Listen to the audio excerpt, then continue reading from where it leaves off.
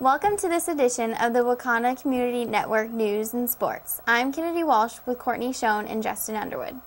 Recently, Governor Sam Brownback visited north central Kansas. Katie Sullivan caught up with him at Osborne Industries and reported the news back. In 2010, Osborne Industries was selected by the Kansas State Department of Commerce as the state's Exporter of the Year. High praise for the employee-owned manufacturer located in Osborne. The success of the 40-year-old rural Kansas company, a maker of composite plastic components for farm use, is probably what brought about a recent visit by Samuel Dale Brownback, better known as Governor Sam. In between stops at Beloit and Hayes, Governor Brownback took a tour of the Osborne Industries plant with President and Chief Executive Director George Eakin. Brownback, who grew up on a farm near Parker in east central Kansas, had lots of operational questions during the tour. The governor said the concept of an employee-owned business is good for Kansas. Being employee-owned, I think it's really a great concept for them to be able to make it work. So people that work here own the facility, vested in its growth and in its operation for the future, and then they supply products on a global basis, which that's what we need a lot of in Kansas, particularly manufacturers that can distribute on a national and a global basis, because then we can bring that jobs and that investment back here to Kansas to help us grow. Osborne Industries President George Eakin said it was an honor to show the governor how productive rural Kansas industry can be. Well, it's very rewarding to have Governor Brownback here to visit our company and see what we do out here in rural Kansas and recognize our business as a 100% employee-owned company and see the value of what rural Kansans can do in a manufacturing operation. Also along for the tour, several members of the governor's entourage, a handful of Osborne Industries staffers, Waconda USD 272 Superintendent Troy Damon, Marketing Director Mike Schrant, and 109th District Kansas House Member Troy Waymaster. I'm Katie Sullivan for the Waconda Community Network News. Katie Sullivan also had another story to cover. First steps in a potential training program with local industries were recently taken. Katie Sullivan was there and filed this report. A group of 20 professionals representing a variety of interests in education, government, and industry met in Beloit last week to share workforce information and concerns. The group discovered ways all three interests can work together to provide a stable, job-ready local workforce. The 2-hour conference was put together by AGCO Sunflower. Kate Kaufman, head of human resources, explained the purpose of the conference. Well, truly, we wanted to bring together today many different avenues so that people could understand, why did AGCO host this workforce enhancement? Why are we worried about local schools? Why are we engaging local high schools? What is our relationship with North Central Kansas Technical College? And truly, the answer is that in order us to sustain our continued growth that we're experiencing here in AGCO, we have to make investments both in time, in energy, and potentially in financially to our local schools so that we can continue to enhance the education of our local citizens. That will impact our local workforce, and we'll be able to find our local workforce here and be able to maintain our continued growth. Presenters at the conference included representatives from the State Department of Commerce, the Kansas Department of Education, Kansas State University at Salina, the North Central Kansas Technical College, Cloud County Community College, and Smoky Hills Education Cooperative. Most of the conference focused on information sharing. However, it was apparent during a presentation made by NCK Tech Dean of Instruction Corey Isabel. Training enough welders to meet the needs of local industry is a big concern. Another area of discussion at the conference, getting women into the industrial workforce. The issue was addressed by AGCO Sunflower Production Supervisor Aaron Kular, who recently received a 2014 STEP Award from the Manufacturing Institute, which recognizes women who have demonstrated excellence in manufacturing. The STEP Award, it stands for Science, Technology, Engineering, and Production, and it recognizes women in these industries like as up-and-comers or recognizing them for some sort of achievement that they've accomplished in their careers. 5 area school districts were also represented at the conference: Waconda, Beloit, Clifton Clyde, Concordia, and Osborne. Their interest area: the opportunities available to build secondary level training programs that could be networked with local industry. The Waconda USD 272 district is currently in the process of developing a program to train welders. The district believes that the program could be operational as soon as next January, if a suitable partner in the manufacturing sector can be found. An army of blue descended on Louisville. Some of the students came from Lakeside High School. Sierra Singer gives us the details. From October 29th through the 2nd of November, 6 officers of the Lakeside High School FFA Club went on a trip to Louisville, Kentucky for the National FFA Convention. With a record high of 63,000 FFA members in attendance, this was the largest youth gathering in the world. The atmosphere was rocking, and the students had the opportunity to listen to the national officers talk about how important our leadership is in our schools and communities. There were also several recognized keynote speakers, including the basketball coach for the Louisville Cardinals and a Special Olympics participant. A laser show kicked off the events each day, and there was a huge career and shopping mall where we had the chance to talk to hundreds of colleges.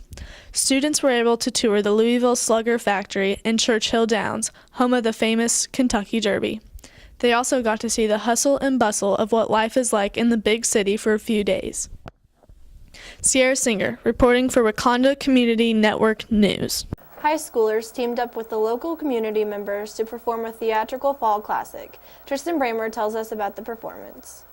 The annual Lakeside High School play was recently held at the Downs Memorial Hall. The play was Murder by the Book. It's a crime mystery spoof, and it features 10 Lakeside High School students. The students played a variety of famous authors such as William Shakespeare and Louisa May Alcott. I nominate Agatha Christie. Yes. She almost had us figured out. Yeah, Agatha, close, but no cigar. But you're supposed to be dead! Don't believe everything you see! Bravo, Miss Shelley, good on! The play was directed by Kenneth Lee and Sherry Knopf. Which author is the guilty party? If you missed the performance, you can catch the TV version in the near future right here on the Waconda Community Network. Reporting for the Waconda Community Network News, I'm Tristan Bramer. Tipton students enjoyed a deep run into the state football playoffs. Michael Schmidt tells us about the experience. Here at Tipton, we have a long tradition of athletic excellency. While that tradition still exists, it now comes with a different look, blue instead of red. Some say that hard work will never pay off, but here's a story that will prove their theory wrong. Tipton consolidated football teams with St. John's of Beloit over 10 years ago. 4 years ago, Coach Keith Christine took the helm as head coach, and the 2 Tipton senior boys were freshmen that year, Caleb Bremer and Jordan Hake. The result, a record of 0-9. Through a lot of hard work, sweat, tears, travel, and time, to and from practice, the tables have now been turned. Headed into sub-state play, the St. John's Tipton Blue Jays were 11-0 and traveled to Sharon Springs to battle out with the Wallace County Wildcats. The Jays lost a hard-fought battle and ended their season as regional champions and with an 11-1 record. Here to join us and comment on their struggles and success are the 2 Tipton Catholic High School seniors, Caleb Bremer and Jordan Hake. Caleb Bremer explained his role with the team. I wasn't a real outspoken person, but I think I led pretty good by example and just tried to help the freshmen as much as I could. The rest of the team. Overall, how do you feel about your season? I felt like it was a pretty good season this year. You know, we lost our last game to sub-state to Sharon Springs, but it was nice to win that one, but I felt like it was a pretty solid season. Jordan Hake reflected back on that 0-9 freshman season. Well, our 7th grade year, we went and we didn't win any games, and we came back our 8th grade year, and I think we won all but one. We went 8-1, so I kind of figured our time was going to be coming. I mean, even though we were losing all those games, I knew with the players we had, eventually we were going to have a good enough team to have a really good season. What advice would you give to young players whose teams are struggling at the moment? I'd say even if you're struggling and you're losing, you're still gaining experience. So there's something coming. I mean, even if it's not good now, it probably will be later, as long as you work hard and you don't slack off during those times when you don't have good seasons, because in the long run, it'll pay off. Reporting for Waconda Community Network News, I'm Michael Schmidt. Senior Anna Spooner auditioned and was selected for the Honor Band contest all 4 years. Junior Josh Arnoldi was auditioned for a select chair in the Jazz Honor Band. Only 20 members are selected for the Jazz Band. Other band members that auditioned were senior Anna Spooner, junior Josh Arnoldi, sophomore Jacob Long, and freshman Jessica LaRock and Carolina Harsman. No sour notes here. First Scholars Bowl meet of the season, the team of juniors traveled to Natoma and in short order the Lakeside Invitational the following Monday. Miranda Schwartz tells us how the team finished. Lakeside's going to test their knowledge. It has been a great year for Lakeside Scholar Bowl team. Their first meet was on November 7th. At Natoma, there was 20 schools that attended this event, and Lakeside Varsity placed first. And their second meet was a home meet on November 11th at Lakeside. There was 9 different schools that attended this event, and Lakeside Junior Varsity placed second with only 1 loss so far. And Lakeside Varsity is still undefeated. They won the meet. Junior Varsity Rihanna Geisler tells us a little bit about the event. There was Cheyenne Harding, there was Jacob Long, Aaron Brown, Allie Hayden, and myself. I thought the Lakeside meet was fun. There was a good turnout, even though we lost first place by 15 points.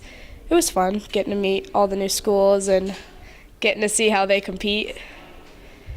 In varsity, Jaden Flower is going to tell us some information about Scholar Bowl. It is me, Brennan, Raymond, Jonathan, and Drake. I think it's fun, and I think that we're going to do pretty well, and we hope to make it to state and possibly win state this year because we've been doing pretty well.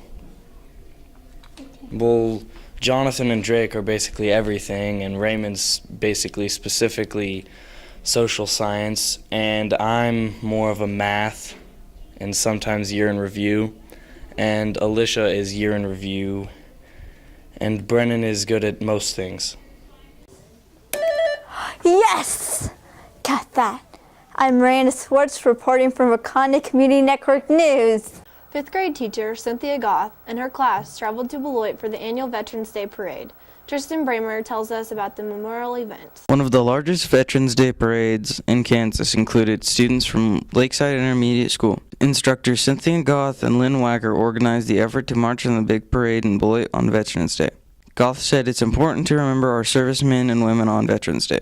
They are the ones that gave us the freedoms that we're enjoying today, and if we don't continue to remember that, we will lose these freedoms very easily. They'll just slide away, and it was at great cost that these freedoms came about, even though it was hundreds of years ago. We're still fighting the battle worldwide now.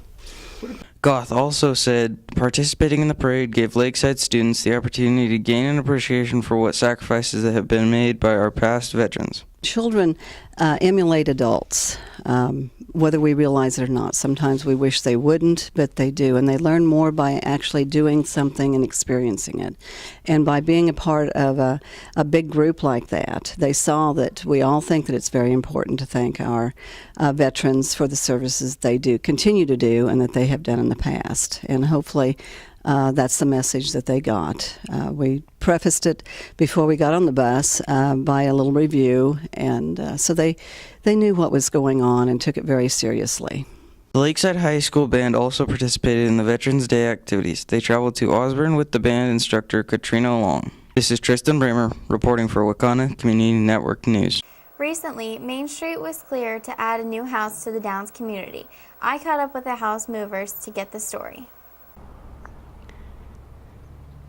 It's not every day that Main Street has to be cleared for a new house to come to town. Larry and Ann Long received a new house from Wardcraft Homes. I got to catch up with one of the workers to see just how they got the house to town. What's your name? Ken Fuller. All right. Who do you work for? I work for Wardcraft Homes. I live in Miltonville, Kansas. So Wardcraft is in Clay Center. So what are we doing out here today? I brought the beam truck over, and that has all the roll beams on it and all the other equipment that you put in the basement and jack it up and all that. And we unloaded it down at the house site over there, second and delay to just now. I had a lot of good help, some older guys, but I mean, I'm an older guy too, so it all worked out good. What do you have to do to move a house? Well, yesterday they put the beams under it, and then they put cross beams across on top of a trailer, and they had it all ready to go this morning, and they started out about, actually they were supposed to start out at daylight, but I think they told me it didn't get started till 9:30 or 10. Now, on the way from Clay Center, they've already run into a closed road over here near 128. They were coming west, and so they had to find an alternate route. So I was expecting them probably 30 minutes to maybe an hour ago, and I haven't checked with them since 1 o'clock. So I don't know exactly where they're at. They're up on, they'll actually be north of the Smith County line for a while, and then when they come on to 181, they'll do it at the county line. Generally, we travel on gravel roads. The state doesn't want us on major highways. We'll travel them for a little ways when we can. A lot of times we don't, or at least my opinion, it'd make more sense to just drive right down the main highway and you wouldn't have to move a lot of signs and that kind of thing and just stop the traffic. But getting all traffic stopped doesn't always work either, so there are pros and cons. I'm Kennedy Walsh for the Waconda Community Network News. A special treat in the library at the middle school in Cawker City. Students who were studying in Alaska got a chance to get a taste of the nation's 50th state, literally. Librarian Kay Gaston treated the students to smoked salmon to give them a live Alaskan flavor. Yeah. The winter sports season has started, and that means you have a lot of basketball to share with our viewers, Justin. Yes. Junior high has already started their season, and I also have a preview of the high school basketball teams. But to close out the fall sports season, I'm going to start with the Lakeside girls state cross-country effort. Overall, the team placed 7th. Individually, freshman Jessica LaRock was the highest finisher for the Lady Knights, finishing 30th. Here's how the other team members finished. Sophomore Aaron Brown, 37th. Sophomore Sheila Elmore, 43rd. And sophomore Paige Stanfield, 59th. 3 overtimes in 2 games. That's how the basketball season tipped off for the Lakeside Junior High boys and girls at Wilson preseason tournament. For the Lady Knights, a double overtime.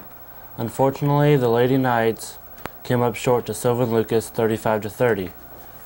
The boys did a little bit better in their single overtime game, beating Sylvan Lucas 29-22. The second night of the tournament was produced, the same outcome as the first one. Both games were tight contests, but unfortunately the Lady Knights got into foul trouble against host Wilson late in the game. The Lady Dragons didn't allow Lakeside to get into the game because they were unable to capitalize on the Lady Knights' foul trouble. Wilson hit 6 of their 9 free throws in the last 2 minutes of the game. The final score was 37-28 Wilson. The boys' game with Wilson was very much like the first matchup against Sylvan Lucas. Close ball game the whole way, with the Knights hanging on to take a 29-24 win. After 2 tough ball games, the Lady Knights finally got an easy win, blowing out Tesket 34-5. After all those tough games, the Lady Knights got 3rd place overall in the tournament with a 1-2 record. On the other side, the Knights boys team, who won their game against Tesket 45-26. Overall, the boys finished 3-0, taking home the 1st place trophy. We caught up with Courtney Schoen working on a jump shot to get a preview of the upcoming high school basketball season. No scores to report yet, but practices have started for the Lakeside boys and girls basketball teams. They will be looking forward for the preseason tournament that will be held in Downs this year. After talking to head coach Judy Gasper, there are 16 girls going out, 5 seniors, 3 juniors, 5 sophomores, and 3 freshmen. There are 3 returning starters and 3 returning players with varsity experience. After talking to Coach Gasper, she has many goals set for the upcoming season. She plans to improve rebounding, and even though she doesn't have a lot of height on her team, they will be quick. She also plans to improve the record from last year. I think part of our strength is a lot of varsity experience. We have a lot of core girls coming back that have played together for several years, and that's always a positive when they know each other's moves and things like that. And I think we'll have a lot of hustle on the court this year. As for the boys, they have 16 boys going out this season and have 2 returning starters. Head coach Kyle Beisner says he wants to win and be highly competitive each night they take the floor. Our strengths, I think we have a group of kids that are really excited to play this year, a group that we've worked a lot with, and a group that's hungry to do well. Both teams open their seasons in the preseason tournament against St. John's. Courtney Schoen reporting for Waconda Community Network Sports.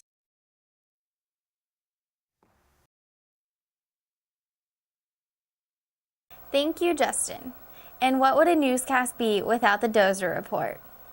This school year, like many other states, begins a transition out of the 14-year-old No Child Left Behind era in public education into a system of educational achievement scorekeeping called Common Core Standards.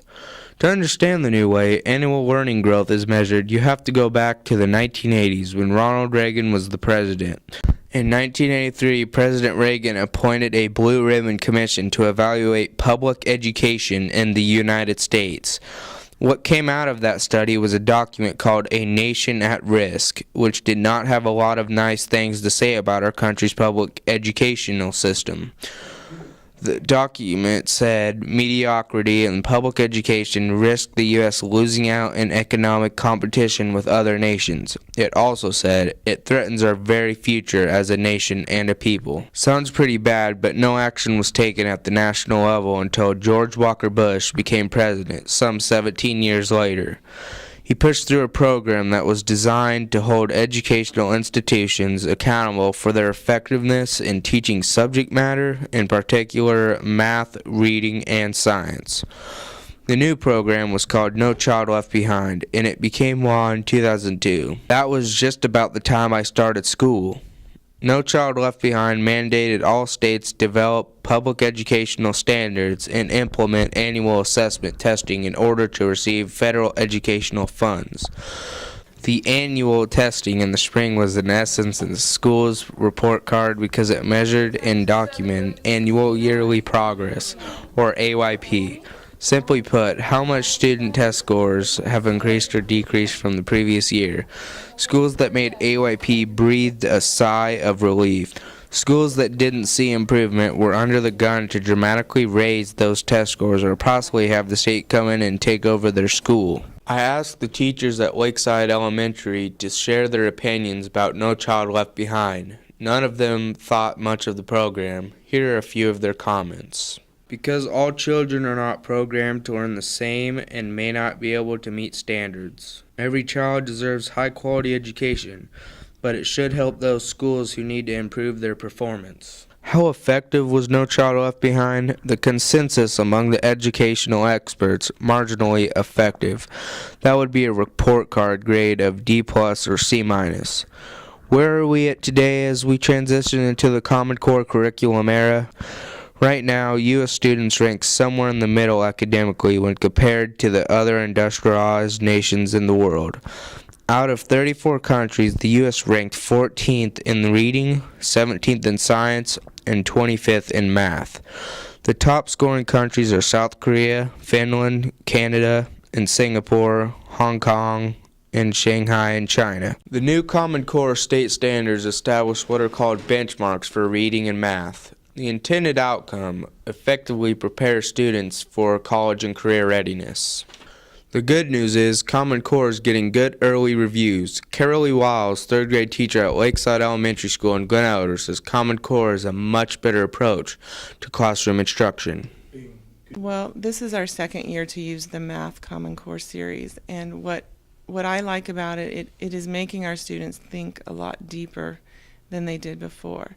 But it's giving them more than one way to solve their problems. They can use, one student might use this strategy, another student might not understand that strategy, but there's still another opportunity here to use something different. That brings me to where I started, where No Child Left Behind started, where Common Core is starting.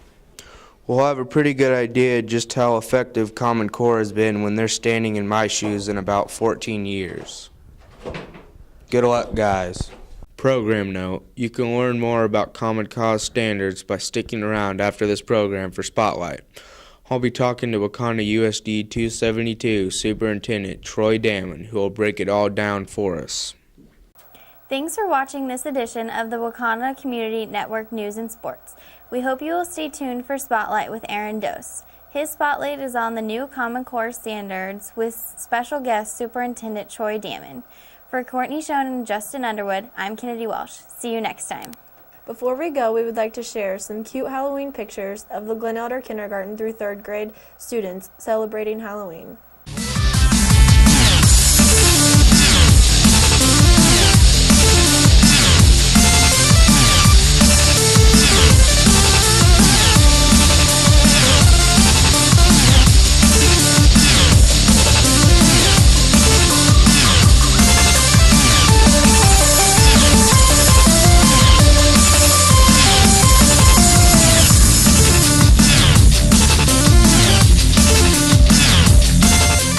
Are we serious? 3, 2, 1, look at each other.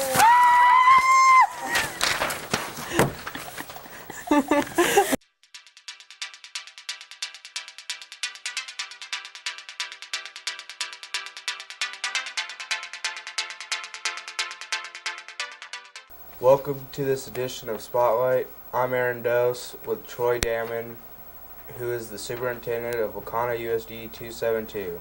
Today we will be talking about Common Core standards. Being here with us today, Superintendent Damon, let's start by having you explain what Common Core standards are and how it differs from No Child Left Behind. Well, there's many differences in a sense, and it kind of depends on how you look at it. Starting with NCLB, it was set up and designed so that all students could excel at a higher level. They wanted to raise the scores, raise the test scores so that all students were learning and all students were meeting minimum standards. We're more of a global society, and we want to be able to compete with the abroad markets and the other job markets, etc. And so the goal was to, through assessments, evaluate students so that they were all obtaining the same level of education. Common Core is more evolved into standards, what it is that the students are learning. And we want to try and have a common standard, so that's why they call it Common Core, so that everyone is learning the same thing, or at least trying to cover the same information. And it's more of focusing on higher level thinking skills, applying concepts, communicating, using evidence, data, etc., so that everyone is accomplishing the same thing. Most of the states, including Kansas, have adopted Common Core standards. Why do you think this is? Well, as I mentioned, we're more of a global society. And if you think about here at Lakeside, we have a lot of students that will come and go. They'll stay for several years, or we may have someone that will stay for a little while and they'll move to another school, that whether it's a big school or a small school. And as they come in, they may not be at the same level of education as what you might be while you're here at school. And the Common Core will help prevent that from happening. It'll help keep everybody at the same level of education and hopefully learning at the same rate as everyone else about the same material. States using the Common Core standards could essentially adopt the whole program or just take parts of it. Any parts altered for use in Kansas?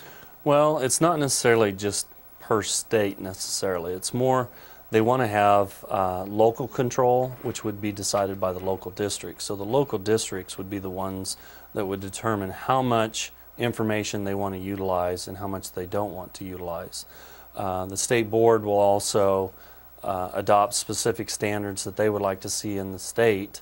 But beyond that, it's more of a local control information. They call it the LEA, or the Local Educational Association, that is trying to determine which Common Core standards that they want to work from. How difficult has it been for teachers to shift lesson plans to accommodate the Common Core standards? I don't think it's been too difficult. I think it's been probably fairly easy for them because it doesn't determine how you teach the information. It's more of the information that you're going to cover in a sense. And I think it would filter into their current lesson plans that they're doing rather easily. It doesn't determine, how they're going to teach various informations. So I think it would be very easy for them to incorporate it into their lessons. My understanding, teachers have more freedom to choose the way the material is presented in a lesson. Is that a good thing? Yeah, I think so, because every teacher is a little different, just like students are a little different. Everybody has their own learning style. Teachers have their own teaching style, and so it gives the classroom teacher the opportunity to teach how they would like to do it and for their classroom. Therefore, it makes it easier for them to present the information and to teach the information for classes. In the end, I think it's a win-win situation. That does it for this edition of Spotlight. My thanks to Superintendent Troy Damon. Hopefully today's discussion gives you a better idea of what Common Core standards are. For this edition of Spotlight, I'm Aaron Dose. Join us here next time.